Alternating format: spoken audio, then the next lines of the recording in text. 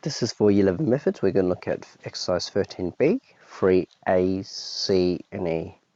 Okay, so I want to simplify each of the following. I want to combine these bases into one index. Okay, so let's go back to basics. If I had free to the, well, not free, if I had square to the power 2 plus square, not plus, but times square to the power half, then if the base is the same, they're both square, so your base remains the same, but you add indices, so that's 2.5.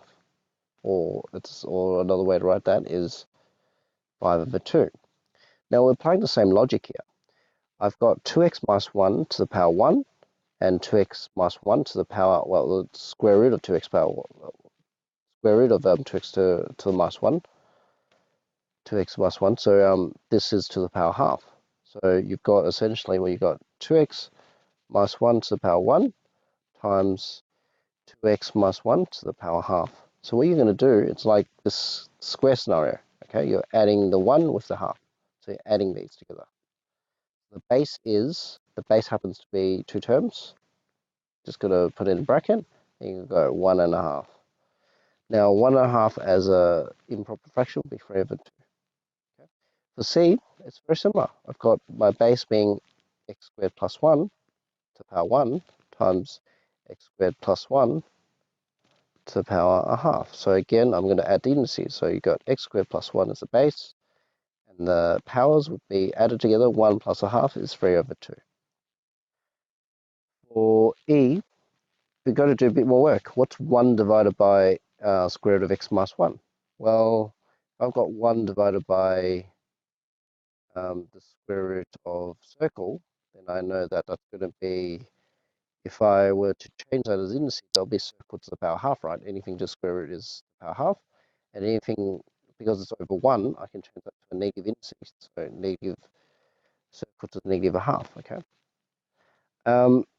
Well, I'm going to do the same thing here.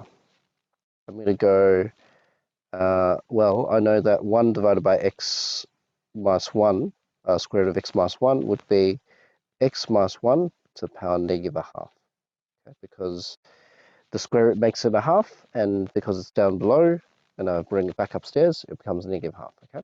And then you're plussing that to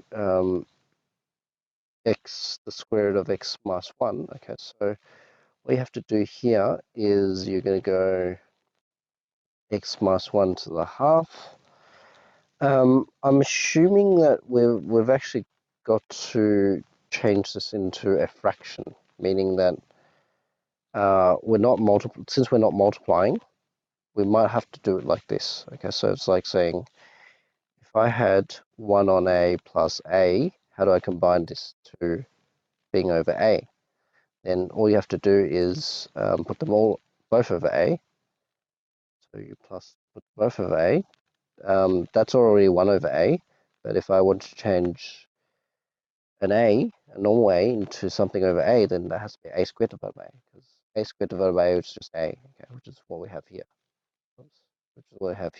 So what I'm going to do is do the same thing here, and then you can combine them so that the denominator is the same, so that you can add the numerator. So that's 1 plus A squared over A. So what you're going to do here now is just, you've got 1 divided by x minus 1 plus, well, what's the square of the square root of x minus 1?